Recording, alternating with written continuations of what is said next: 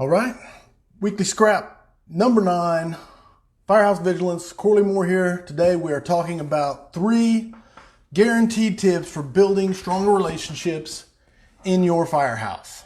So the last couple scraps I've talked about this idea I'm working in my head about identity. What is your identity in the firehouse? And truthfully, I just have not hammered out exactly all the points and details I want to get across in that scrap. So again, I'm pushing it off as it becomes, it keeps on germinating, and I work on the points of it, and it's going to be good when it finally gets here. So today, stronger relationships in your firehouse and 3 keys for making that happen. As always, if you're watching live, I would love to know where you are watching from. If you're catching this on YouTube or later on, post where you're watching from. I love to keep track of that. Let me know what books you are reading. I'm always looking for new books to read. So let me know what you're reading and more importantly, if you are enjoying it. So with that out of the way, I want to show you what I am currently reading. I finished Turn the Ship Around. Unbelievably good book. I suggested I will do a review of it in a future scrap. Currently, super excited about this one. Call Sign Chaos, Jim Mattis's new book, just came out this month or September, and I am 1 chapter in, and so far it has blown me away. If it stays as good as the intro and chapter 1 for the entire book, then I will run highlighters dry trying to mark everything that is in this book. Call Sign Chaos, unbelievable so far. Can't wait to do a review on it later on. So with that stuff out of the way, let's get to the scrap topic of the day. 3 guaranteed tips for building stronger relationships in your firehouse. A lot of this is a lot along the lines of building a tight-knit crew, which is a scrap that came earlier, but there's some more stuff I wanted to touch on. And right off the bat, number 1 thing I want to talk about is, of course, the broad strokes of spending time together. Now, what do I mean by spend time together? The first step, make meals together and clean up and eat together. The firehouse kitchen table, I don't think the impact of its strengthening of the bonds of the firefighters can be overemphasized. And it's not just the sitting down and eating the meal together. It is the meal prep, the chopping the veggies, the teaching a rookie how to make a meatloaf or how to make mashed potatoes, or having the rookie teach you how to make something you never heard of. All of that stuff matters for bonding. And then the actual time of eating and sitting there and fellowshipping while you're eating. I don't know if there's something that can top that as far as bonding together. And one thing I've noticed in the 23 years I've been in the fire service is there are crews that, and again, this is generally speaking, but there are crews that kind of don't get along. They butt heads there. And I noticed that those are the crews that tend to go out and grab food and eat. They don't really sit down and meal prep and eat together like a family. And so I'm not saying one is causation, but it's something to think about. I understand we're all busy. We make rides sometimes through lunch. You have to stop and grab. You have to grab food every once in a while, but make it a priority. If it's your station, your firehouse, make it a priority. You guys sit down at the dinner table, prep food, make food together, and then cleaning up afterwards together. That's a bonding time you cannot pass. And so that leads right into the next thing. If you make the meals a priority, then the next thing for bonding and strengthening your crew is make downtime a priority. And I've talked about this before. It's very big for me. Old school and new school games, the Jackbox games, you can put those on a smart TV and play those with your guys, and it's just fun bonding moments that you can spend time together doing that stuff. One thing we did as a crew, and we had a laptop with a game called Keep Talking and Nobody Explodes. And I won't bore you with all the details of the game, but in a nutshell, one guy's trying to disarm a bomb that everybody else can't see, and he has to communicate to all of them what he's seeing on the screen, and they have to decipher it using various tools at their disposal to tell him how to disarm the bomb. And it's on a time frame, and it is unbelievable how much fun as a crew you can bond over team games like that. So make that a priority. The fire station and the fire service is one of the greatest places to work. And I have had moments in my career where I have busted a rib from laughing so hard. And that should be your goal every day, that your guys look forward to coming to work. If one of your guys has to come to work the next day, it's like, oh man, Captain Johnson is there, and your guy should look forward to coming to work because you make it so exciting, so fun to be there. And that doesn't mean blowing off your training and your knowledge and all that stuff. That comes later. We'll talk more about that.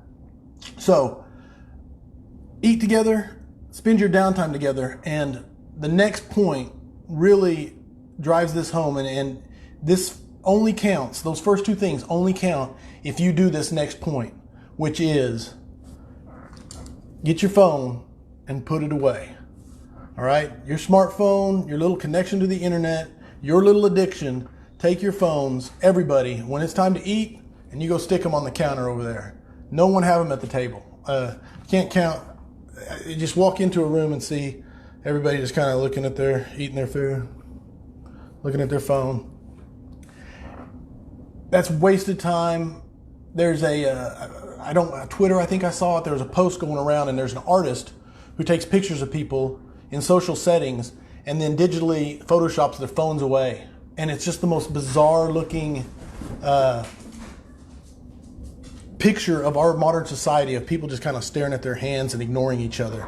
And it's just really stark picture of how things have become in our society with those little smartphones. Don't get me wrong, unbelievably powerful tool, but it does crush. We are going to see, it's a giant social experiment we are in to see a generation raised with an electronic device in their hand the entire time. That's never happened, and we are going to see the results of that and the impact on our social skills moving forward, generationally speaking.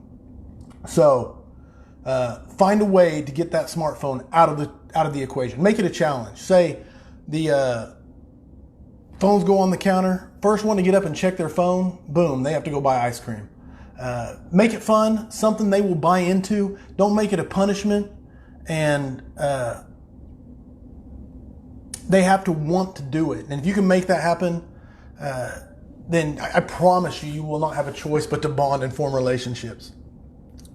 And I'm not saying that dinner and downtime is ruined by smartphones, but it dang sure diminishes the effectiveness of it.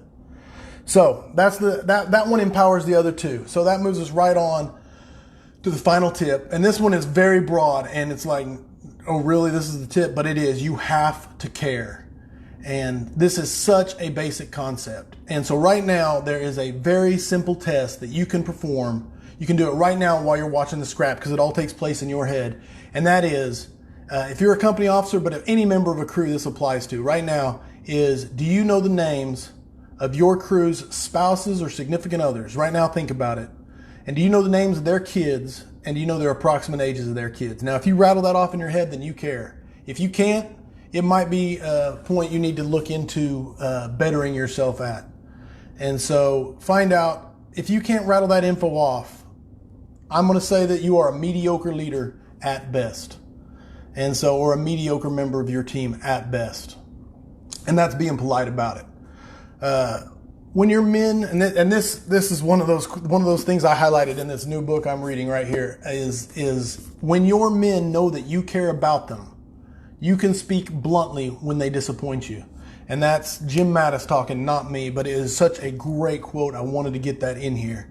When your men know that you care about them, you can speak bluntly when they disappoint you, which, ties right into expectation, disappointment, meeting that expectation. And then again, I'm going to wrap this up by stealing from Jim Mattis once again. And that is, as an officer, you only have to win one battle. And that is the battle for the hearts of your men. If you win their hearts, then they'll win all the other battles for you. And again, I wish that was my quote. I can't even claim it. Jim Mattis, his new book, unbelievably good. Your guys have to know that you care. So, spend time together, eating and meal prepping. Don't just go out and grab food. Spend downtime together, new school, old school, any sort of fun game that forces you to interact with each other and trust each other and work together. You have to put down your phones. Find a way to get your guys to buy into putting down your phones. And finally, you have to care. Your guys will know if you care or if you don't. If you win their hearts, you win everything else. And that's the 3 tips for building strong relationships in your firehouse. So as always, I want to wrap it up by talking about a book review. This one right here. I wish I could do Call Sign Chaos because I'm loving that book so much right now, but I have to finish reading it first. Book I want to talk about today is Resonate. Nancy Duarte, she is the author. She's a guru of presentations. This book is not like a typical book. This book is actually put together as if it was a presentation. So I hope you can see kind of this here. Whole bunch of my notes in here. If you publicly speak, if you give a presentation, if you teach a class, this thing is unbelievable for improving the resonation with your audience. It explains the difference between giving a report and a movie and how a presentation is somewhere in between. And again, there's 200 pages here to explaining what I'm trying to melt down into a few sentences. If you are a teacher, if you give presentations, get the book, read the book. It's not a waste of time. It ties in YouTube videos and so much stuff that will improve you as a public speaker, presenter, classroom teacher. So get the book, Resonate, Nancy Duarte. That's everything for Weekly Scrap number 9. Hope you enjoyed it. Spend time together, cook those meals, put your phones down, show your guys you care, and make the firehouse fun. I hope the stones stay silent for you, unless it's burning, and I'll see you at the next Weekly Scrap.